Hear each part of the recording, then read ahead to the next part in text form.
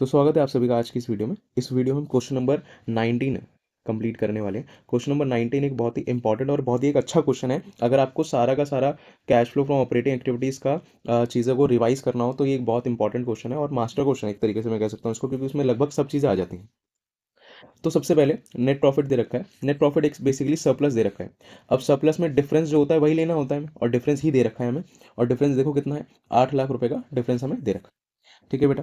फिर उसके बाद final dividend paid in the year. इसके बारे में अगर आपको याद ना हो तो मैं हल्का सा याद दिला दूं कि भाई फाइनल फाइनल डिविडेंड होता क्या है। Final dividend basically propose dividend होता है प्रीवियस ईयर का, जो कि हमने इस साल पे करा।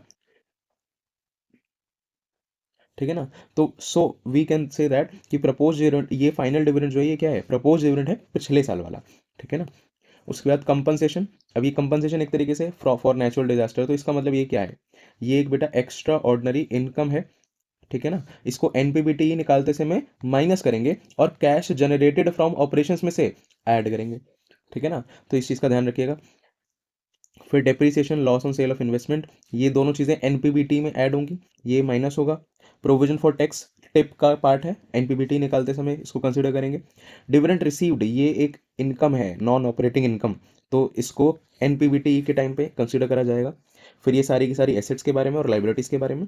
और टैक्स पेड और टैक्स रिफंड, जो रिफंड है बेटा रिफंड, इसको भी हम एनपीबीटी निकालते समय क्या करते हैं, माइनस करते हैं। याद है, यस, रिफंड ऑफ टैक्स के नाम से इन्होंने हमने पढ़ा था उसको। और इस बार इस क्वेश्चन में अलग से नेट टैक्स पेड के रूप में एक तरीके से हमें इनकम टैक्स पेड दे रखा है। तो ये income tax paid cash generated from operations में जब टैक्स पेड माइनस करते हैं तो उस टाइम पे इसको कंसिडर करेंगे। तो बिना किसी देरी के सबसे पहले सरप्लस और बाकी सब चीज़ों को कंसिडर करके हम एनपीबीटी निकाल लेते हैं। ठीक है।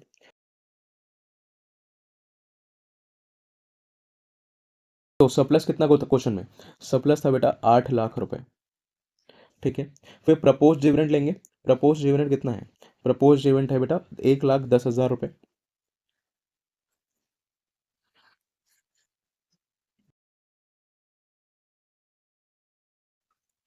फिर उसके बाद हम कंसिडर करेंगे प्रोविजन फॉर टैक्स, इसका अमाउंट कितना है बेटा, इसका 1,10,000। और इनकम टैक्स रिफंड, इसका अमाउंट है बेटा 1 लाख, ओ सॉरी, इसका अमाउंट है 10,000 रुपये। ठीक है। अच्छा, कंपनसेशन को भी कंसिडर किया जाएगा। कंपनसेशन कितना आएगा, 75,000। ठीक, यस सर। तो सर सबसे पहले प्रोविजन फॉर टैक्स 1,10,000 रुपये।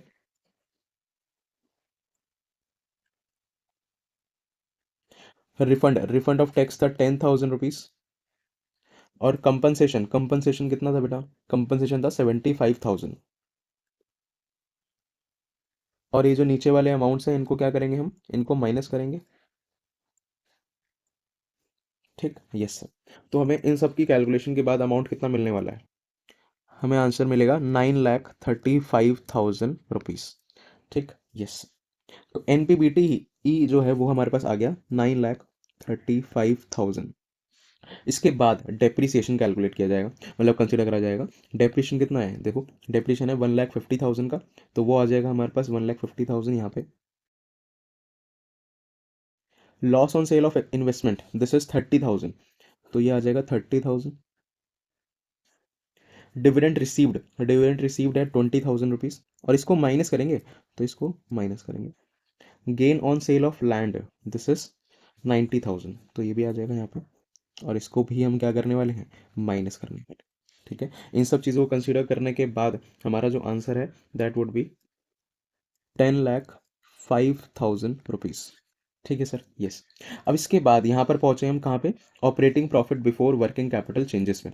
इसके बाद हमें क्या करना होता है, हमें करनी होती है सारी की सारी करंट एसेट्स और करंट लाइबिलिटीज़ को कंसिडर करके कैश जनरेटेड फ्रॉम ऑपरेशंस निकालना रहता है। तो वो निकालेंगे हम। तो सबसे पहले हम क्या कर रहे हैं, decrease in current assets, increase in current liabilities, decrease in current liabilities और इंक्रीज इन करंट एसेट्स। आपको डायल याद करके रखना है। Dial decrease in asset, increase in liability, इसको ऐड करेंगे। तो डिक्रीज इन एसेट तो इसको ऐड करना है, इंक्रीज इन करंट लाइबिलिटी इसको भी ऐड करना है। इन दोनों चीज़ों को ऐड करेंगे, बाकी दोनों चीज़ों को लेस करेंगे।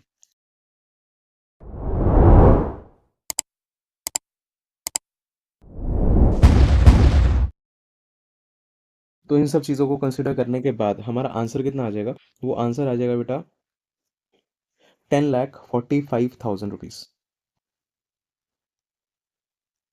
ठीक है। अच्छा, अब इसको बोलेंगे क्या, इसको बोलेंगे sir cash generated from operations.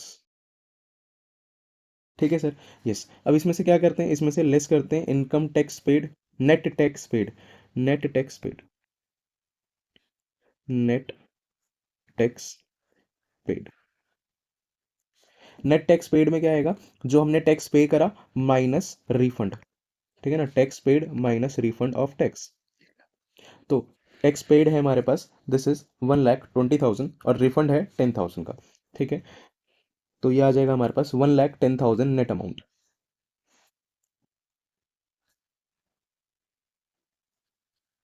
Done.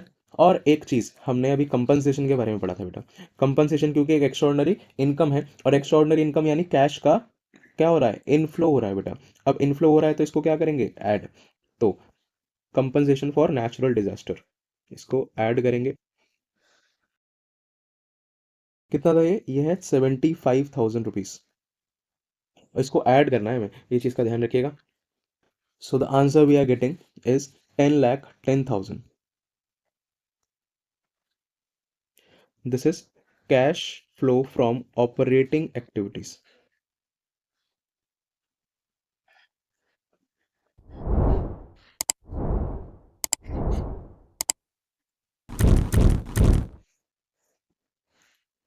I hope आपको ये पूरा का पूरा क्वेश्चन समझ आ गया होगा। क्वेश्चन बहुत थोड़ा बड़ा भी है टेक्निकली देखा जाए तो, और जेनुअनली एक ऐसा क्वेश्चन है जिसमें सब चीज़ें ऑपरेटिंग की आ जाती हैं लगभग।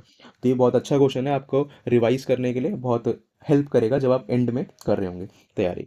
ठीक है, तो thanks for watching this video, bye bye.